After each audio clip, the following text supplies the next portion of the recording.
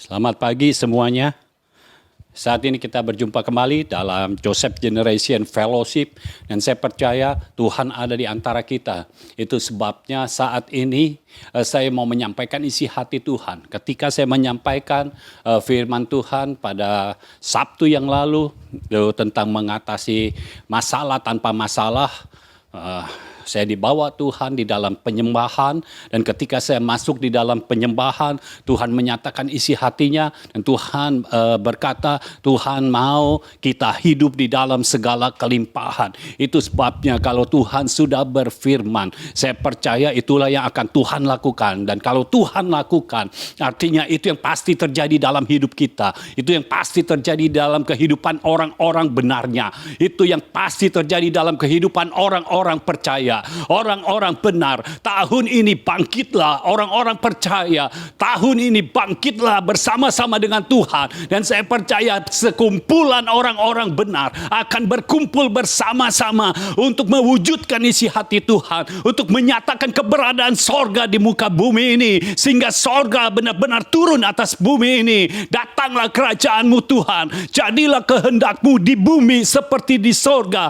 Tuhan yang berdaulat. Tuhan yang maha kuasa, dia yang akan menyatakan firman-Nya dan dia yang akan menggenapi seluruh firman yang telah dilepaskannya. Dan saya percaya kehidupan orang-orang benar pada tahun ini benar-benar akan diubahkan sedemikian rupa sehingga orang-orang benar sungguh-sungguh akan naik pada puncak potensinya di titik yang paling maksimalnya, dan tidak bisa ada lagi yang menurunkan, tidak ada lagi yang bisa menghalanginya, karena Tuhan yang sedang bergerak di tengah-tengah kita, di tengah-tengah orang-orang benar. Inilah waktunya yang telah lama kita nanti-nantikan, di mana orang-orang benar akan memimpin, di mana orang-orang percaya akan memimpin di setiap area kehidupan, di setiap aspek kehidupan. Karena Tuhan sudah mencanangkan tahun ini adalah tahun penggenapan firman. Tahun ini adalah tahun penggenapan janji. Dia Allah yang luar biasa. Itu sebabnya di dalam teks kita pada saat ini, Yohanes 10 ayat yang ke-10. Ayat ini akan sangat berbicara kepada kita. Ayat ini akan sangat berbicara kepada orang-orang benar. Ayat inilah yang akan digenapi oleh Tuhan. Ya Allah kita yang luar biasa. Ya Allah kita yang berdaulat. Kalau firman-Nya sudah dilepaskan, artinya itulah yang pasti terjadi. Yohanes 10 ayat yang ke-10. Pencuri datang hanya untuk mencuri dan membunuh dan membinasakan. Aku datang supaya mereka mempunyai hidup dan mempunyainya dalam segala kelimpahan. Saudara perhatikan, Yohanes 10 ayat yang ke-10 ini ayat yang sudah terkenal. Dan seharusnya sebagai orang-orang benar, sebagai orang-orang percaya, ayat ini sudah ada di dalam hati kita, di dalam pikiran kita. Tapi saat ini saya mau menyatakan isi hati Tuhan. Bagaimana dari ayat ini Tuhan mau menyatakan isi hatinya, bahwa inilah kerinduannya, bahwa inilah isi hatinya yang dia ingin sampaikan kepada orang-orang benar. Dia Allah yang mau melakukannya. Ada dua hal yang sangat bertolak belakang. Yang pertama adalah seorang pencuri. Lalu yang kedua adalah Yesus yang mewakili Tuhan secara keseluruhan. Pencuri atau musuh kita, iblis. Pencuri datang hanya untuk mencuri dan membunuh dan membinasakan.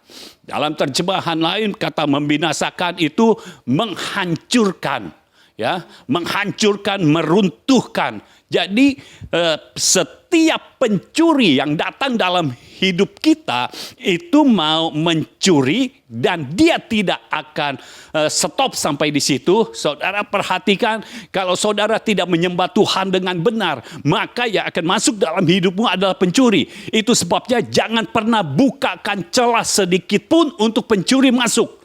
Karena ketika pencuri masuk, dia tidak pernah melakukan hanya mencuri saja. Selalu ada yang lainnya. Dia mau mencuri, lalu membunuh. Membunuh apa? Membunuh iman kita.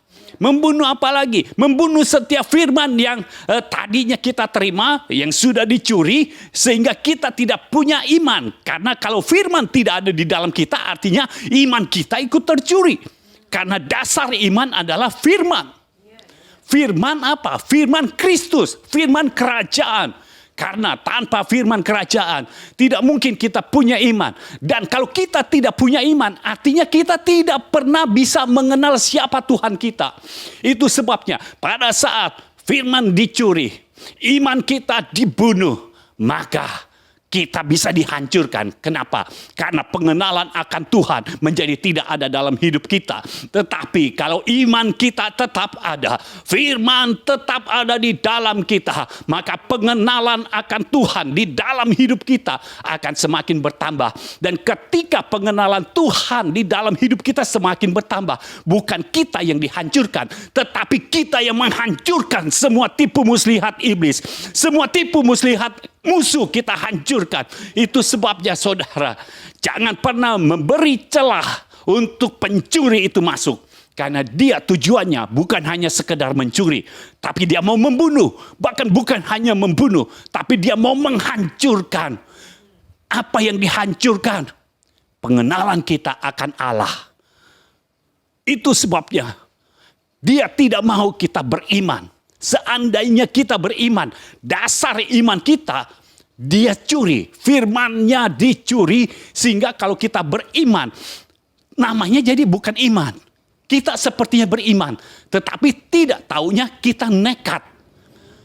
Atau kita jadinya sembrono. Kita percaya untuk sesuatu yang tidak ada dasarnya. Dasar kita apa? Keinginan kita. Dan itu salah besar. Kalau kita beriman, dasarnya bukan keinginan kita. Beriman dasarnya adalah firman. Itu sebabnya pegang kuat-kuat setiap firman yang datang dalam hidupmu. Setiap firman kerajaan yang mengubahkan hatimu, yang mengubahkan pikiranmu, yang mengubahkan hidupmu, yang membuat hatimu bergetar ketika engkau mendengarkan firman. Simpan itu baik-baik, pegang itu kuat-kuat dan deklarasikan. Ketika engkau deklarasikan firman, engkau sedang menyerang balik pencuri yang mau coba-coba menghancurkan engkau. Saat engkau deklarasikan, saat itulah engkau yang menghancurkan kemah musuh. Engkau yang menghancurkan segala tipu muslihat iblis. Nah, perhatikan saudara. Musuh datang untuk mencuri, membunuh, dan membinasakan, menghancurkan. Tetapi yang kedua, ini bertolak belakang, yaitu Yesus datang. Yesus datang supaya mereka ini siapa? Mereka yang menerima kedatangan Yesus. Dan saya mau katakan seperti ini. Yesus mau datang dalam hidup kita. Yesus mau datang dalam hidupmu. Tidak peduli masa lalumu seperti apa, tetapi Yesus mau datang di dalam hidupmu. Dan ketika Yesus datang, engkau menerimanya. Inilah yang akan terjadi. Kalau Yesus datang, Yesus mau, Tuhan mau supaya kita semuanya mempunyai hidup. Kita tidak dihancurkan, kita tidak dibunuh, tetapi justru kita menjadi hidup. Itu sebabnya apa yang pernah dihancurkan oleh pencuri, apa yang pernah dibunuh oleh pencuri dihidupkan kembali oleh Yesus, dihidupkan kembali oleh Tuhan kita. Yesus datang untuk kita supaya kita mempunyai hidup. Jadi kehidupan yang tadinya dicuri, kehidupan yang berkelimpahan, yang seharusnya milik saudara sekalian, yang pernah dicuri, Tuhan akan kembalikan ketika Yesus datang dalam hidupmu dan kau menerima keberadaannya. Ini bukan menerima Tuhan sebagai juru selamat. Bukan seperti itu. Itu hanya pintu. Itu hanya pintu ketika kita menerima Tuhan Yesus sebagai juru selamat. Tetapi ada hal-hal lain yang Tuhan mau hidupkan kembali. Bukan hanya roh kita yang dihidupkan sehingga nanti roh kita akan masuk dalam kerajaan surga. Bukan itu saja. Tetapi ketika kita hidup di dunia ini, kita hidup. Ya, segala area kita hidup. Karena Tuhan datang dalam kehidupan kita. Supaya kita punya hidup dan mempunyainya dalam segala kelimpahan. Jadi setiap aspek dalam hidup kita, kita punya itu secara berkelimpahan. Tuhan tidak pernah memberikan kita kurang. Minimal cukup. Tetapi Tuhan mau tanamkan kembali dalam hati saudara sekalian, dalam hidup saudara sekalian, bahwa Tuhan mau kita bukan hanya hidup cukup, tapi Tuhan mau kita hidup dalam segala kelimpahan. Dia Allah kita yang luar biasa. Artinya apa? Artinya kalau engkau hidup, engkau perlu uang. Ingat, engkau perlu uang, bukan engkau mengabdi kepada uang. Bukan engkau jadi hamba uang. Karena kita hidup di Indonesia, ini ada alat tukarnya. Artinya kita perlu uang itu. Tetapi bukan berarti kita menjadikan uang itu berhala kita. Menjadikan uang itu Tuhan kita. Tidak. Kita tetap menyembah Tuhan kita. Kita tetap menyembah di dalam nama Yesus. Tuhan kita, Allah Bapa di sorga. Itu yang kita sembah. Nah, di dalam hal keuangan, ini adalah yang termasuk di dalam segala. Karena arti kata segala artinya semuanya. Termasuk area keuangan. Keuanganmu akan diberikan Tuhan secara berkelimpahan. Itu sebabnya jangan pakai secara manusiawi lagi. Jangan pakai cara-cara manusia lagi. Tetapi pakailah cara-cara ilahi. Ketika kita memakai cara-cara ilahi, maka yang ilahi itu yang akan terjadi dalam hidup kita. Yang supranatural itu yang akan terjadi dalam hidup kita. Lalu dalam hal apa lagi? Saudara maunya dalam hal apa? Yang pasti Tuhan memberikan kehidupan, bukan kehidupan yang buruk. Tapi kehidupan yang terbaik. Jadi kalau areanya itu tidak baik, itu bukan dari Tuhan. Tuhan berikan sesuatu yang baik. Area kesehatan, Tuhan mau, Tuhan punya niat, gitu. Niatnya ada di Tuhan. Inisiatifnya ada di tangan Tuhan. Tuhan mau kita hidup di dalam kesehatan yang berkelimpahan. Artinya saudara sehari demi sehari hidup dalam kesehatan. Itu sebabnya bangun imanmu terus. Bangun imanmu, bagaimana cara membangun iman? Dengar firman kerajaan. Setelah mendengar firman kerajaan, simpan itu baik-baik. Bagaimana cara menyimpannya? Salah satu menyimpan firman di dalam hati dan pikiran kita adalah dengan menghafal. Itu sebabnya setiap ayat firman yang berbicara, hafalkan. Setiap statement dari penyampaian firman Tuhan yang saudara merasa ini untukku, hafalkan. Statement-statement, pernyataan-pernyataan yang dilepaskan, nubuatan-nubuatan yang dilepaskan, itu dihafalkan untuk apa? Untuk kemudian engkau deklarasikan kembali. Karena pada saat engkau deklarasikan kembali, saat itulah hal-hal, area-area yang pernah dicuri oleh musuh, area-area yang pernah dibunuh, dihancurkan oleh musuh, engkau ubahkan menjadi kehidupan di dalam hidupmu. Dia Allah kita yang luar biasa. Dan dia tidak pernah meninggalkan perbuatan tangannya. Haleluya, haleluya. Itu sebabnya saat ini kita mau belajar. Hidup dalam segala kelimpahan itu apa saja prinsip-prinsipnya. Supaya kita benar-benar bisa hidup dalam segala kelimpahan. Yang pertama, yang harus kita ketahui dan ingat benar-benar adalah hidup dalam segala kelimpahan adalah keinginan Tuhan.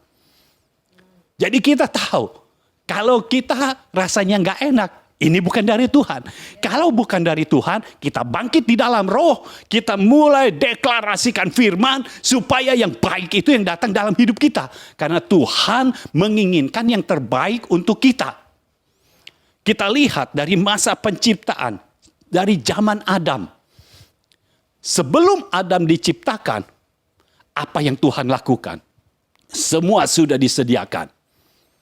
Tempat untuk Adam tinggal sudah disediakan. Tempatnya besar, saudara. Kalau Tuhan memberikan, ya secara berkelimpahan. Jadi bukan ukuran tipe 21 untuk Adam, tetapi yang luasnya luar biasa besar. Adam sudah memiliki tempat untuk dia tinggal sebelum Adamnya ada di dunia. Jadi Tuhan sudah sediakan ada taman.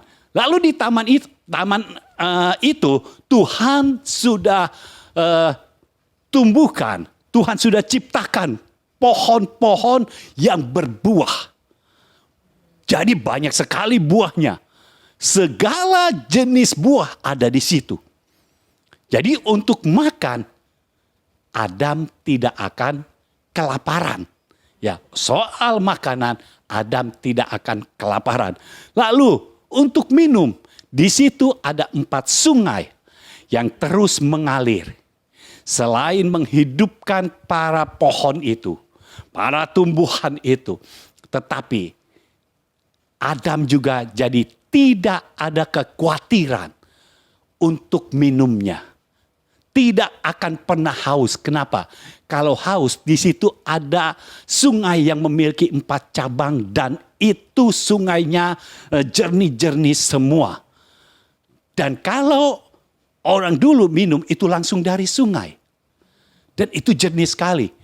Dan sekarang itu kembali lagi ke kita. Kita kembali lagi bukan minum air yang dimasak, tetapi kita minum air yang dari pegunungan atau dari sungai. Maksudnya dari pegunungan, dari sungai yang ada di gunung. Jadi kita kembali lagi seperti Adam. Kita minum langsung dari situ, tidak dimasak lagi. Yang kita kenal dengan air mineral. Tetapi Tuhan telah menciptakan terlebih dahulu air yang sehat untuk Adam. Karena sungai di sana tidak terkontaminasi oleh apapun juga. Jadi ketika Adam diciptakan, dia ada di dunia ini, semua sudah tersedia. Dan semuanya tersedia secara berkelimpahan. Bayangkan hanya satu Adam. Dengan buah-buah, semua jenis buah ada di taman itu. Adam tidak pernah akan bisa menghabiskan seluruh buah itu. Itu sebabnya Adam tidak pernah kelaparan. Lalu kalau minum, sungai tidak pernah habis-habis airnya. Karena di Taman Eden tidak ada musim kemarau. Ya, sungainya terus ada airnya. Oh, Adam mau minum sepuas-puasnya. Bisa. Jadi tidak pernah kekurangan. Sejak Adam diciptakan, Tuhan selalu memberikan kelimpahan. Dan begitu Hawa diciptakan, Tuhan juga berikan kelimpahan. Karena seluruh buah, seluruh sungai yang ada, itu kapasitasnya jauh melebihi kapasitas daripada Adam dan Hawa. Dan di sana ada binatang-binatang juga yang perlu minum. Tetapi tetap sungai itu airnya tidak pernah habis. Kita tidak pernah melihat di dalam Alkitab, di Taman Eden, sungainya kering. Tidak pernah, saudara. Sungai itu selalu ada airnya. Dan saudara perhatikan, makanan untuk Adam dan Hawa, makanan untuk manusia, dengan makanan untuk hewan dipisahkan. Karena manusia adalah ciptaan yang mulia. Manusia makan buah-buahan. Hewan disuruh makan rumput. Ya. Kita berbeda. Kita berbeda. Kita jauh melebihi hewan. Kita adalah ciptaan Tuhan yang merepresentasikan Tuhan sendiri. Itu sebabnya kita diciptakan berbeda. Jadi sejak zaman Adam, sejak awal dunia dijadikan, Tuhan mau kita hidup di dalam segala kelimpahan. Ini keinginan Tuhan. Kalau ada pikiran-pikiran dari saudara yang berkata, kok kita sepertinya mengejar materi ya? Tergantung motivasi kita. Kalau motivasi kita tujuan akhirnya adalah materi, iya. Artinya saudara sedang diselimuti oleh hal-hal yang materi. Tetapi kalau kita sedang mengambil hak kita, ini hak kita di dalam Tuhan, untuk hidup di dalam segala kelimpahan. Kita mengambil hak kita. Kita bukan serakah, kita bukan materialistis, tetapi kita mengambil hak kita. Untuk apa? Untuk semua itu bisa dipakai untuk mewujud nyatakan isi hati Tuhan di muka bumi ini. Untuk menyebarkan, untuk membangun proyek-proyek Tuhan yang Tuhan mau kita lakukan. Sehingga kita tidak kesulitan. Karena seringkali banyak orang karena tidak hidup dalam kelimpahan, ya berkata, yang penting saya kelimpahan di dalam kerohanian. Tuh. Saudara, Tuhan mau di dalam segala kehidupan. Di dalam segalanya. Jadi kehidupan jasmani iya, kehidupan rohani juga iya. Tetapi kita bukan mengejar materi. Kita tidak mengejar kelimpahan materi. Kita tidak mengejar itu. Karena kalau kita mengejar artinya kita melakukan secara manusiawi. Secara duniawi. Itu kita tidak ada bedanya dengan orang-orang duniawi. Tetapi kita adalah orang-orang keturunan Abraham, keturunan ilahi. Kita mengambil hak kita. Ini hak kita. Kenapa ini hak kita? Karena kita sudah disatukan kembali dengan Allah Bapa melalui Yesus Kristus. Kita bisa memanggil Allah sebagai Bapa kita. Nah, kalau Bapa kita begitu berkelimpahan, masa iya kita anaknya tidak hidup dalam kelimpahan? Saudara tidak pernah melihat anak konglomerat hidupnya susah. Kalau konglomerat di dunia ini saja, anaknya tidak pernah susah. Kenapa kita harus hidup susah? Ayo mulai berpikir secara ilahi. Tuhan mau kita hidup di dalam segala kelimpahan. Tetapi itu bukan yang kita kejar. Sama seperti anak konglomerat. Dia tidak pernah mengejar kekayaan. Kenapa? Kekayaannya sudah ada. Kita tidak akan mengejar segala kelimpahan yang disediakan Tuhan itu. Kenapa? Karena kelimpahan itu ada di dalam Tuhan. Tapi bukan berarti kita jadi diam saja, kita bermalas-malasan. Tidak. Semua anak konglomerat tidak boleh malas. Justru dia harus lebih banyak belajar. Supaya apa? Supaya perusahaan orang tuanya bisa dilanjutkan. Dan bisa berkembang lebih lagi. Kita tidak akan bermalas-malasan, tetapi apa yang Tuhan perintahkan untuk kita lakukan, itulah yang akan kita lakukan. Haleluya. Ya Allah kita yang luar biasa. Lalu perhatikan saudara, di zaman Nuh. Di zaman Nuh. Kejadian 9, ayat 1 sampai 3. Jadi kita akan melihat contoh-contoh di dalam Alkitab sejak awal mula dunia ini diciptakan. Bahwa Tuhan mau kita hidup dalam kelimpahan. Kejadian 9 ayat 1 sampai ayat 3. Lalu Allah memberkati Nuh dan anak-anaknya serta berfirman kepada mereka. Beranak cuculah dan bertambah banyaklah serta penuhilah bumi. Bukankah ini adalah firman yang dilepaskan oleh Tuhan untuk Adam. Ya, karena semua manusia sudah dihapuskan dengan air bah. Dan ini peristiwa terjadi setelah Nabi Nuh ini keluar dari Bahtera. Nah, Tuhan mengulang janjinya. Tuhan mengulang firman-Nya. Beranak cuculah dan bertambah banyaklah serta penuhilah bumi. Lalu ayat yang kedua, akan takut dan akan gentar kepadamu segala binatang di bumi dan segala burung di udara, segala yang bergerak di muka bumi dan segala ikan di laut. Ke dalam tanganmu lah semuanya itu diserahkan. Segala yang bergerak, yang hidup akan menjadi makananmu. Aku telah memberikan semuanya itu kepadamu seperti juga tumbuh-tumbuhan hijau.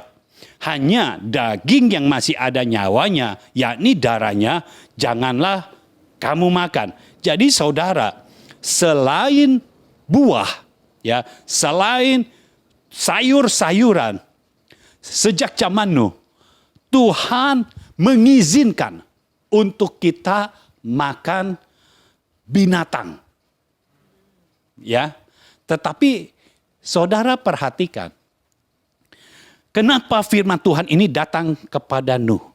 Karena Tuhan tahu Nuh bukan tipe orang yang serakah. Ya. Segala yang bergerak, ayat yang ketiga, yang hidup akan menjadi makananmu. Artinya ini bukan manusia, saudara. Manusia memang bergerak, tapi bukan manusia yang dimaksud. Tetapi adalah binatang yang bergerak itu. Jadi bisa ikan, bisa burung, bisa binatang yang lainnya. Aku telah memberikan semuanya itu kepadamu seperti juga tumbuh-tumbuhan hijau. Tumbuh-tumbuhan hijau itu berarti di situ ada sayuran, ada juga buah-buahan. Nah, sejak zaman Nuh, Tuhan mengizinkan kita makan daging. Nah, Nuh diberikan firman Tuhan ini karena Tuhan tahu Nuh tidak serakah. Tidak semua binatang saat itu. Karena binatang pada saat itu yang ada adalah binatang yang masuk ke dalam bahtera. Yang di luar bahtera habis semua, saudara. Karena banjirnya tinggi sekali. Ya.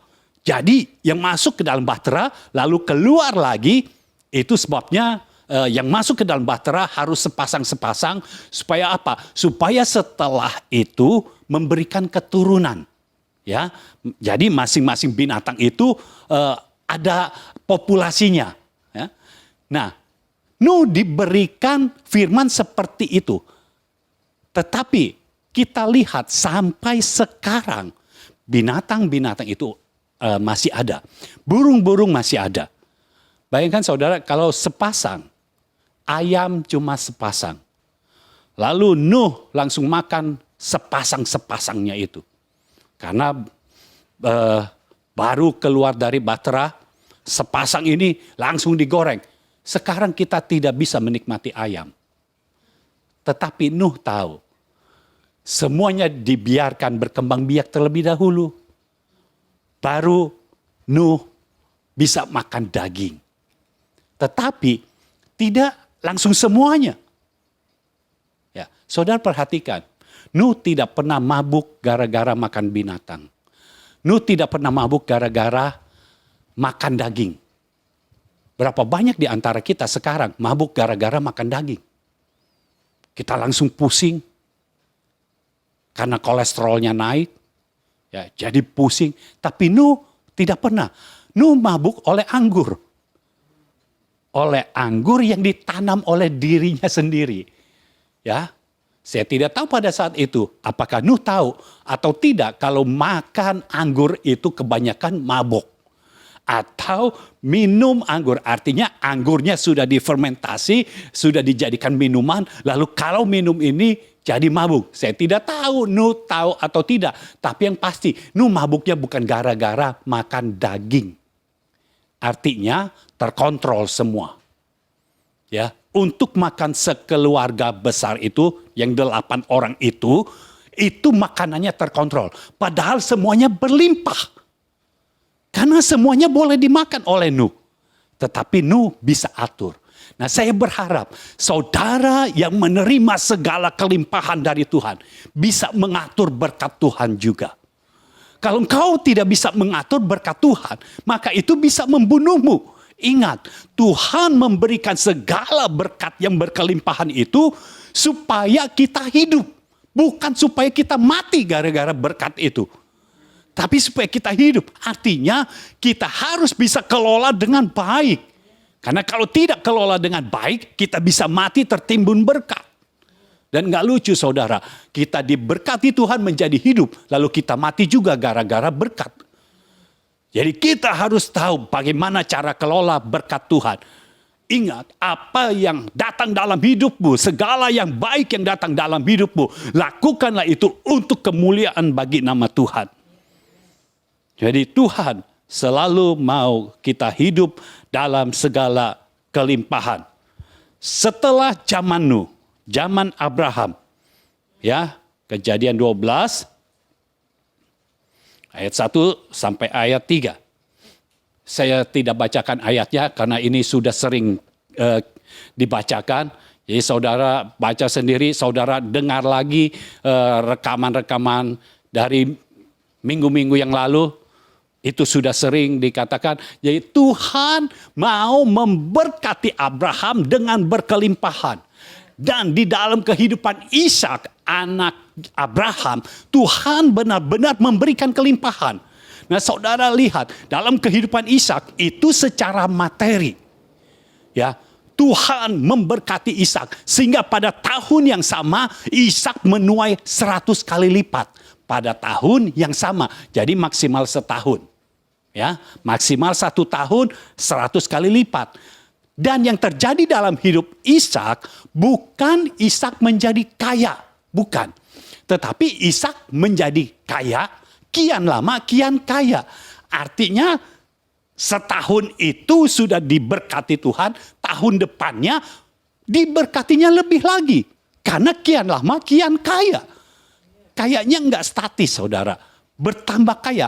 Lalu sampai di puncak tertingginya, yaitu Ishak menjadi sangat kaya. Itu yang Tuhan mau. Itu keinginan Tuhan. Itu kerinduan Tuhan. Jadi jangan berpikir kalau saudara susah. Oh ya Tuhan mau saya susah supaya saya tidak sombong. Saudara, kalau kita kaya pun kita tidak boleh sombong. Kesombongan itu bukan sifat Tuhan. Kita tidak boleh sombong. Kesombongan bukan diatur oleh kekayaan kita. Bukan didasarkan oleh kita kaya atau miskin. Kesombongan atau kebaikan itu masalah dasar hati kita. Kalau di dalam hati kita ada firman, bagaimana kita bisa sombong? Karena firmannya selalu berkata, apa lalu itu yang dikenapi. Lalu kita mau sombongnya di mana? Semua yang terjadi dalam hidup kita karena pemberian. Bukan karena kita yang menghasilkan, tapi karena pemberian. Karena pemberian Tuhan. Lalu kita mau sombong di mana? Kita mau angkuh di mana? Tidak ada yang bisa kita sombongkan. Jadi kalau soal kaya atau miskin, tidak menentukan kesombongan kita. Kalau orang miskin mau sombong, ya tetap aja sombong. Jadi kesombongan tidak ditentukan oleh berapa banyak materi yang kita punya. Karena Tuhan berkata, kalau kita bermegah, satu-satunya yang kita boleh bermegah atau berbangga hati adalah karena kita hidup di dalam Tuhan. Itu kemegahan kita. Itu kebanggaan kita karena kita hidup di dalam Tuhan. Bukan berarti kita sombong kepada orang lain. Saya sudah hidup dalam Tuhan. Enggak begitu. Tuhan tidak pernah memberikan kita sifat yang sombong. Tuhan tidak pernah memberikan kita sifat yang arogan. Lihat Adam waktu diciptakan pertama kali. Tidak diciptakan dengan arogan. Adam tidak tebang pohon yang diciptakan oleh Tuhan. Tidak. Kalau begitu arogan. Tidak. Tetapi Adam mewarisi sifat-sifat Tuhan. Ya. Tapi dosa yang membuat Adam berubah. Nah sekarang saudara, itu baru satu poin. Ya, hidup dalam segala kelimpahan adalah keinginan Tuhan. Poin yang kedua, dosa membuat manusia tidak hidup dalam segala kelimpahan. Dosa membuat manusia tidak hidup dalam segala kelimpahan.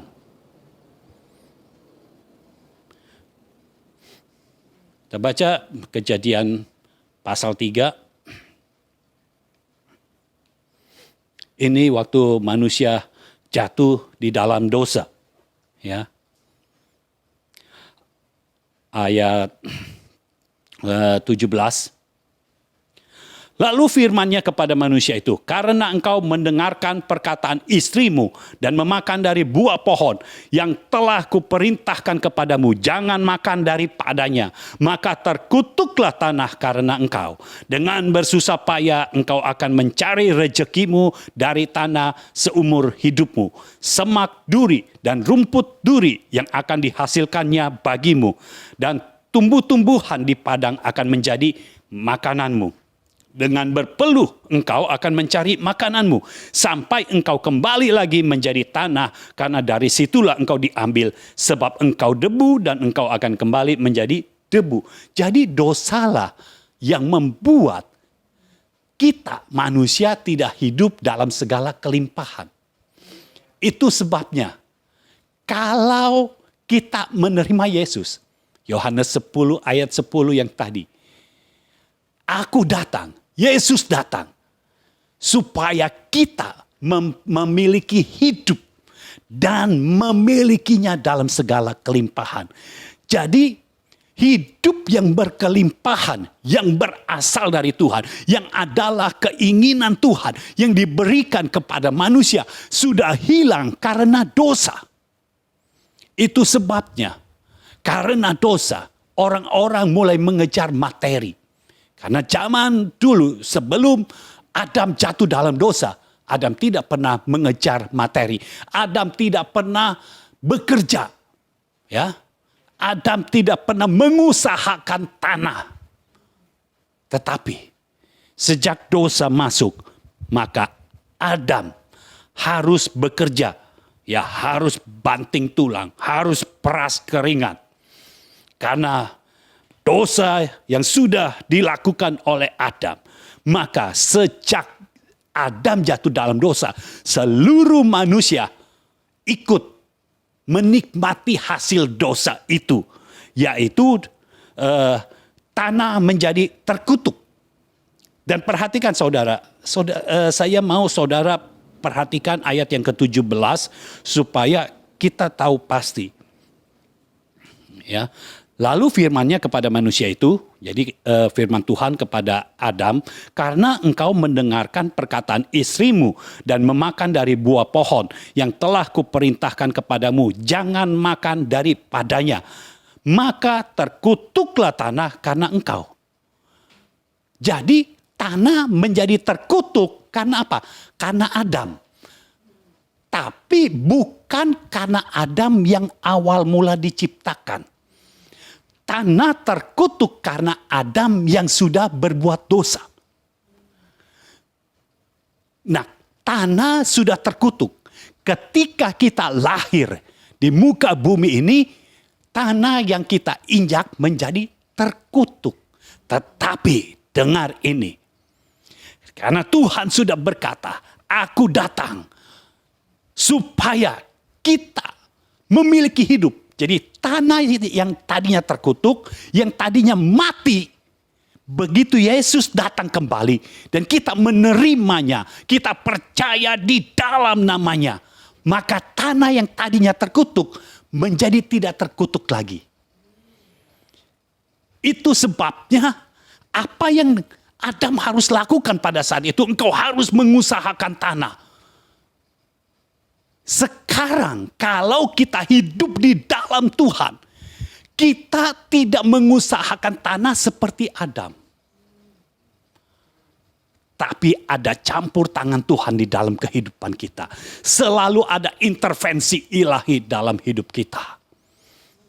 Lalu apa yang kita lakukan? Yang kita lakukan, semua hal yang Tuhan mau kita lakukan, itu yang kita lakukan. Jadi ketika Tuhan mau kita misalnya menjadi petani. Apakah kita mencangkul? Iya, mencangkul. Sama. Karena Tuhan tidak mau membuat saudara itu menjadi seperti dewa. Saudara mencangkul, sama. Hanya Tuhan akan membedakan hasilnya. Ketika engkau menanam bibit, maka buah yang akan keluar dari bibit yang kau tanam itu menjadi buah yang luar biasa. Karena ada campur tangan ilahi di situ. Tanah yang tadinya terkutuk menjadi subur. Tanahnya menjadi luar biasa. bibit yang ditanam begitu tumbuh menjadi luar biasa. Jadi kalau saudara yang suka bercocok tanam, doakan apa yang engkau lakukan dan minta tuntunan Tuhan apa yang harus engkau lakukan. Karena intervensinya ada di situ. Intervensinya ada ketika kita melakukan apa yang Tuhan mau kita lakukan. Tuhan akan intervensi. Sehingga bagi orang lain ketika engkau tanam bibit buah-buahan, bagi orang lain buahnya biasa-biasa saja. Tetapi bagi engkau yang ada intervensi ilahi, maka bibit yang kau tanam itu akan tumbuh secara ilahi juga. Ada ilahinya. Sehingga buah, oh firman Tuhan katakan, buah yang harus berbuah itu akan selalu berbuah pada musimnya. Haleluya. Sementara yang lain ketika musimnya terkadang berbuah, terkadang tidak. Terkadang berbuah tapi tidak baik. Saudara mungkin pernah dengar ketika saudara beli buah tapi buahnya sepertinya kurang baik. Ya hasilnya hari ini yang kali ini kurang bagus. Tetapi saudara dengar, ini tidak akan menimpa kehidupan orang-orang benar. Ketika orang-orang benar menanam, maka hasilnya Tuhan akan buat sedemikian rupa sehingga tidak pernah gagal. Selalu berhasil, selalu berbuah pada musimnya. Tidak pernah layu daunnya. Itulah orang-orang benar. Ingat, intervensinya justru ada pada ketaatan kita. Intervensi Tuhan bukan ada pada kepintaran kita. Intervensi Tuhan ada pada ketaatan kita. Saudara ingat cara Tuhan memberkati Ishak. Bukan karena Ishak pintar menanam. Bukan karena Ishak pintar bercocok tanam. Karena Ishak harusnya lebih pintar beternak. Seharusnya seperti itu. Tetapi ketika dia menanam, karena dia menanamnya di dalam ketaatan. Karena dia mengikuti apa yang Tuhan katakan. Maka hasilnya sementara orang-orang dalam 1 tahun mungkin cuma 3 kali menuai hasil. Tetapi Ishak menuai hasil 100 kali lipat pada tahun yang sama.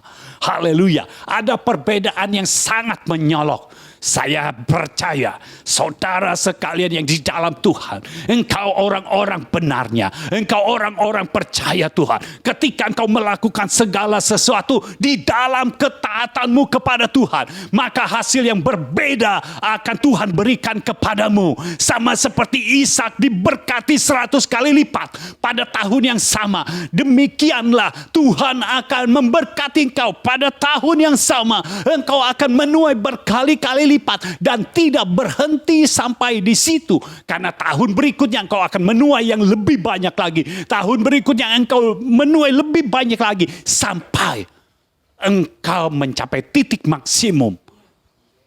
Dan selama belum mencapai titik maksimum, engkau akan terus merasakan berkat yang lebih lagi, yang lebih lagi, yang lebih lagi, supaya Tuhan dipermuliakan di dalam nama Yesus melalui hidupmu. Haleluya. Inilah keinginan Tuhan. Inilah kerinduan Tuhan. Dosalah yang membuat tanah menjadi terkutuk. Lalu saudara perhatikan. Orang bisa membuat segala sesuatu. Kalau saudara baca di Kejadian pasal 11 tentang menara Babel. Manusia bisa menciptakan menara yang tinggi. Bahkan saat itu mereka sedang membuat menara yang mencapai langit. Jadi semua tower yang ada di muka bumi sekarang ini kalah tinggi dengan menara yang sedang dibuat itu. Lalu yang Tuhan katakan apa ketika mereka melakukan itu? Tuhan buat karena mereka bersinergi satu sama lainnya, mereka bersatu. Tuhan bilang tidak ada yang tidak bisa tercapai. Ini bisa terjadi. Bikin menara sampai ke langit ini bisa terjadi. Oh saudara, itu sesuatu yang mustahil. Tetapi Tuhan katakan ini bisa terjadi. Itu sebabnya saudara, kalau saudara perhatikan ada orang-orang dunia yang sepertinya kok bisa melakukan hal-hal yang mustahil. Jangan heran. Memang ada. Tetapi apakah itu dilakukan dalam ketaatan kepada Tuhan atau karena keinginan kita sendiri? Dia Allah kita.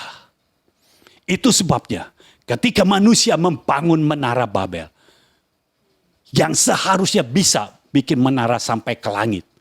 Untuk apa? Untuk menyamai Tuhan. Itu sebabnya Tuhan membuat kacau balau bahasa mereka. Mereka yang tadinya bisa mengerti satu sama lainnya, sekarang mulai tidak bisa mengerti.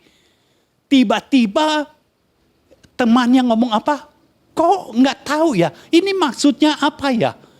Itu sebabnya karena tidak ada satu bahasa, akhirnya proyek Menara Babel dihentikan. Mangkrak saudara. Ya, jadi itu proyek yang mangkrak. Sejak dulu sudah ada proyek yang mangkrak.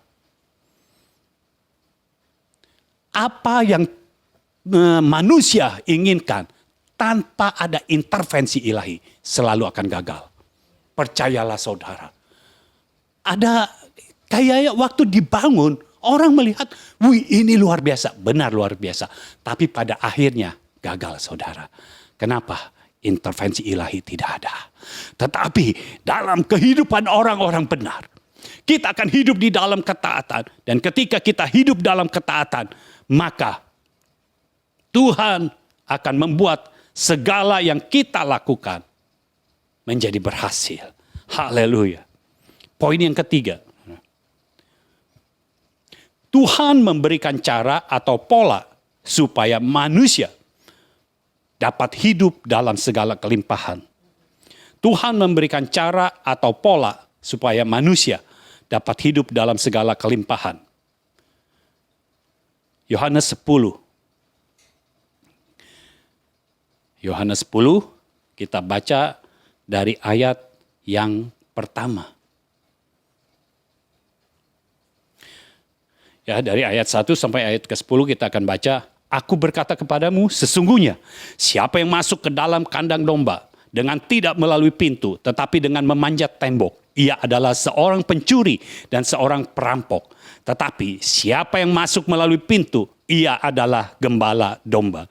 Untuk dia, penjaga membuka pintu dan domba-domba mendengarkan suaranya. Dan ia memanggil domba-dombanya masing-masing menurut namanya dan menuntunnya keluar. Jika semua dombanya telah dibawanya keluar, ia berjalan di depan mereka dan domba-domba itu mengikuti dia karena mereka mengenal suaranya. Tetapi seorang asing pasti tidak mereka ikuti, malah mereka lari daripadanya karena suara orang-orang asing tidak mereka kenal. Itulah yang dikatakan Yesus dalam perumpamaan kepada mereka. Tetapi mereka tidak mengerti apa maksudnya. Ia berkata demikian kepada mereka. Maka kata Yesus sekali lagi, aku berkata kepadamu, sesungguhnya akulah pintu ke domba-domba itu.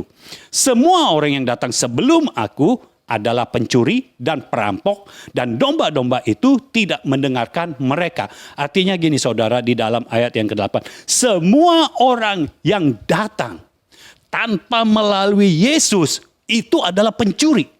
Tanpa jalur Yesus itu adalah pencuri dan perampok. Dan seharusnya domba-domba itu tidak mendengarkan mereka. Lalu ayat yang 9, akulah pintu. Barang siapa masuk melalui aku, ia akan selamat dan ia akan masuk dan keluar dan menemukan padang rumput. Pencuri datang hanya untuk mencuri dan membunuh dan membinasakan. Aku datang supaya mereka mempunyai hidup dan mempunyainya dalam segala kelimpahan. Nah, saya mau saudara lihat ayat yang ke-9. Akulah pintu. Barang siapa masuk melalui aku, jadi masuk melalui Yesus, ya, gembala masuk melalui Yesus, ia akan selamat dan ia akan masuk dan keluar. Jadi ketika masuk melalui Yesus, lalu kemudian dibawa keluar dan menemukan padang rumput. Jadi yang ditemukan adalah padang rumput. Padang rumput adalah makanan domba yang terbaik. Rumput adalah makanan domba yang terbaik. Tuhan memulihkan. Kita bandingkan dengan Kejadian pasal yang ketiga, saudara. Ya, Kejadian pasal yang ketiga. Ingat, ketika melalui Tuhan, yang kita temukan adalah padang rumput.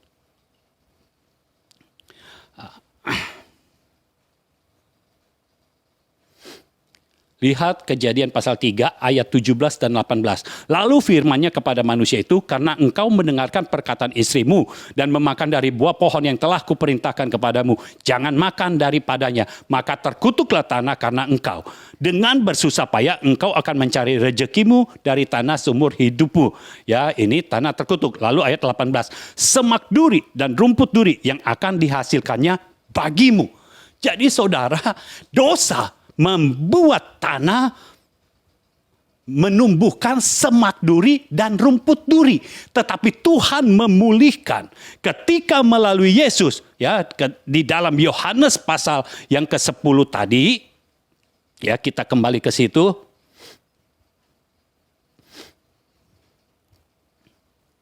Ayat yang ke-9, akulah pintu, barang siapa masuk melalui aku, ia akan selamat dan ia akan masuk dan keluar dan menemukan padang rumput. Bukan rumput duri, tapi rumput. Dipulihkan oleh Tuhan. Akibat dosa, ketika kita didatangi oleh Yesus dan kita menerima Yesus dan kita menerima segala sesuatu yang dilakukan oleh Yesus dalam hidup kita, maka tanah yang terkutuk itu dipulihkan kembali. Yang tadinya tumbuhnya semak duri dan rumput duri sekarang menjadi padang rumput. Ini menjadi makanan yang berkelimpahan bagi domba-domba. Domba-domba akan makan rumput yang segar, bukan rumput duri. Rumput duri akan membuat para domba menjadi sakit. Semak duri akan membuat para domba menjadi sakit. Tetapi padang rumput, oh, Daud berkata, Tuhan menuntunku ke padang yang berumput hijau. Inilah domba-domba makan rumput yang hijau. Dan itulah yang Tuhan sedang kerjakan di dalam hidupmu. Ketika engkau mengetahui hal ini, bahwa Tuhan menginginkan kita semua hidup dalam segala kelimpahan, maka segala hal yang buruk yang dihasilkan oleh dosa, karena akibat dosa dipulihkan kembali oleh Tuhan. Kalau engkau mulai bekerja, kau mulai mengalami kegagalan. Kegagalan adalah akibat dari dosa. Karena di dalam Tuhan tidak pernah ada kegagalan. Itu sebabnya sekarang kalau engkau percaya di dalam nama Yesus, Tuhan akan memulihkan. Tuhan akan mengubah segala kegagalan itu menjadi keberhasilan. Tuhan akan mengubah segala keburukan menjadi yang terbaik untuk engkau. Karena Tuhan akan mengubahkan semuanya. Tanah menjadi tidak terkutuk lagi, tetapi tanah akan menjadi berkat bagi engkau. Tanah akan menumbuhkan tumbuh-tumbuhan yang sangat baik kepada engkau. Bagi domba, tanah akan menumbuhkan rumput-rumput yang hijau, bukan rumput duri lagi. Tuhan memulihkan keadaan saudara. Dan saya percaya inilah waktunya orang-orang benar hidup secara kelimpahan di dalam Tuhan. Inilah keinginan Tuhan. Ketika Tuhan bawa saya di dalam penyembahan, saya berdoa kepada Tuhan, saya menyembah kepada Tuhan. Tuhan katakan, beritahu umatku, aku yang menginginkan, aku yang berinisiatif sejak awal. Aku mau seluruh umatku hidup di dalam segala kelimpahan. Bukan hanya sekedar sebagian, tetapi seluruh umatku, orang-orang benar, orang-orang percaya. Aku menginginkan untuk mereka hidup dalam segala kelimpahan. Oh, haleluya, haleluya. Berdoa kepada Tuhan, mengucap syukur kepada Tuhan. Haleluya, haleluya. saat ini sebagai hamba Tuhan, aku deklarasikan, engkau yang bekerja sebagai karyawan, kegagalan tidak ada lagi di dalam hidupmu. Tuhan intervensi di dalam kehidupan orang-orang benarnya. Tuhan intervensi dalam kehidupan orang-orang percaya, sehingga engkau memiliki jenjang karir yang sangat baik. Engkau mulai naik terus, sampai tempat tertinggi. Di dalam nama Yesus, Tuhan yang bekerja di dalam hidupmu. Dan saya percaya inilah yang akan terjadi dalam hidupmu. Engkau yang berusaha, engkau yang berbisnis, Tuhan akan membuat apa yang kau lakukan menjadi berhasil. Lakukanlah di dalam ketaatan. Semuanya lakukan dalam ketaatan. Ketika engkau melakukan dalam ketaatan, maka Tuhan akan intervensi sehingga dipulihkanlah tanah tempat engkau berdiri. Saya percaya hal-hal ilahi, hal-hal yang supranatural terjadi di dalam hidupmu. Hai orang-orang benar, hai orang-orang percaya, terimalah firman Tuhan ini. Terjadilah dalam hidupmu sesuai dengan firman yang kau terima. Terjadilah saat ini, hidup di dalam segala kelimpahan terjadi dalam hidupmu. Terjadi dan terimalah di dalam nama Yesus. Dan saya percaya melalui hidupmu Tuhan akan dipermuliakan. Dan ketika Tuhan dipermuliakan, sama seperti Tuhan memberikan kemuliaannya kepada Yabes, demikianlah Tuhan memberikan kemuliaannya kepada saudara sekalian, orang-orang benarnya, sehingga engkau juga dipermuliakan. Tuhan memberkati saudara sekalian. Tuhan memberkati apa yang saudara lakukan di dalam ketaatan. Karena di dalam ketaatan, intervensi Tuhan akan sangat nyata. Dan apa yang kau lakukan menjadi sempurna di dalam Tuhan. Terjadilah di dalam nama Yesus. Amin. Amin. Amin.